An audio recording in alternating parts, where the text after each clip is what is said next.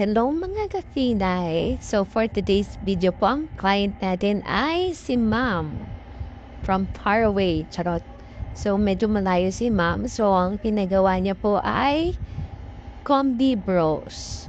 So ginagawa natin dyan is nagsishape tayo ng brows niya ayon sa kanyang facial figures. So tamang sukat-sukat lang tayo dyan. So, panoorin nyo na lang yung buong procedure nung paggawa natin ng combi brows kay client. So,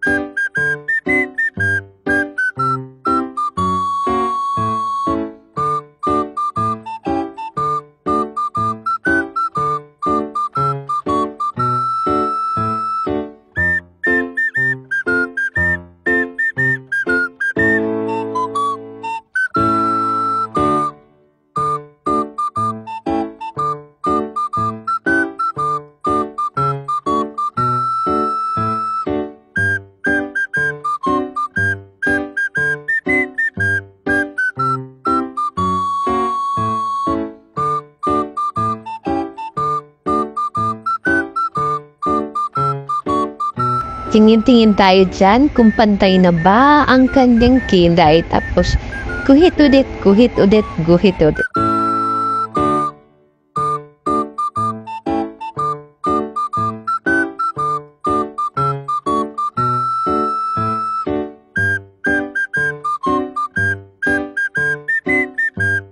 So, kumuha na tayo ng blade at tatanggalin na yung excess no mga lagpas na kinay ni client.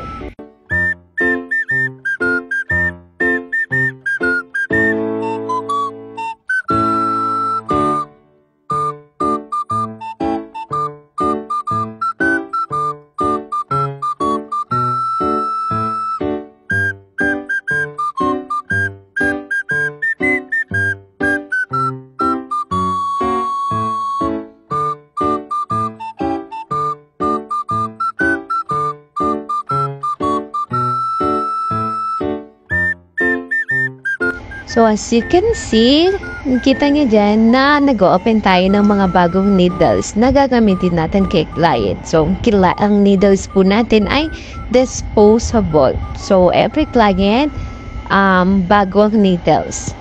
Okay? No po tayo serious at saka sa ini-sterile. Ayan, for the eyes naman tayo ng camera dahil wala tayong parang handle sa taas. So, dyan muna sa gilid. Pasensyahan nyo na. So, hindi pa natin naaasikaso yung lagayan talaga ng camera. So, makikita nyo na nagpapalit ako ng needles para sa shading. Kasi combi brows yung kilay ng client natin. Okay? So, panoorin nyo na lang yung buong procedure kung paano ko po ginawa yung combi brows ni client. So, yun lang po.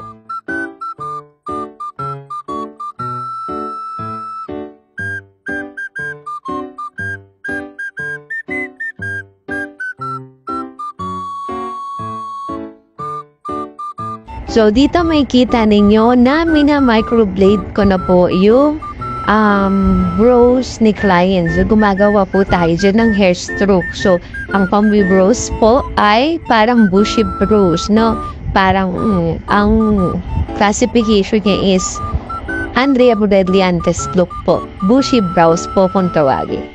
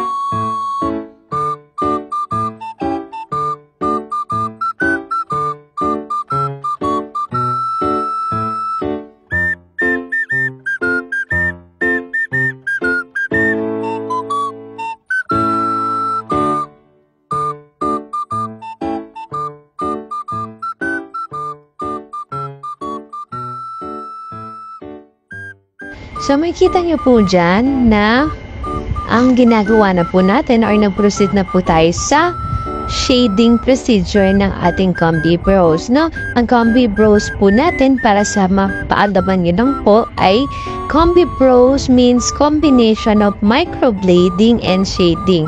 So microblading po yung hair stroke, and then shading po kung tawagin is ombre shading. So combination na po siya ng dalawa, kaya mas maganda talaga siya tignan.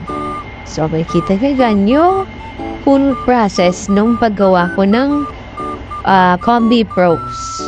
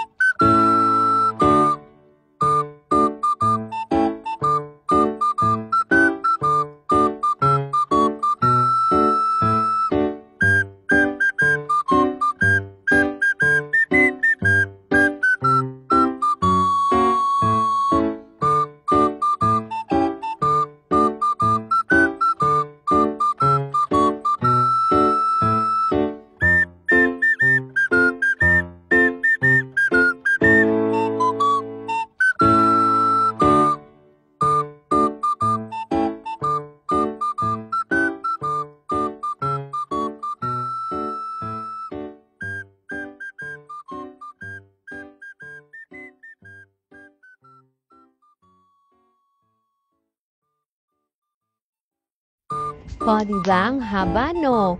So, may kita niya dyan, may continuation po tayo ng anesthesia kay client. So, para ma-continue or mapatunayan po natin na painless ang ating procedure. So, ganun po yung ginagawa ni self-chart. So, may kita niya dyan, i-fast forward na natin kasi sobrang haba ng video na to, no? So, may kita niya dyan kung ano yung ginawa natin sa clinic tayo.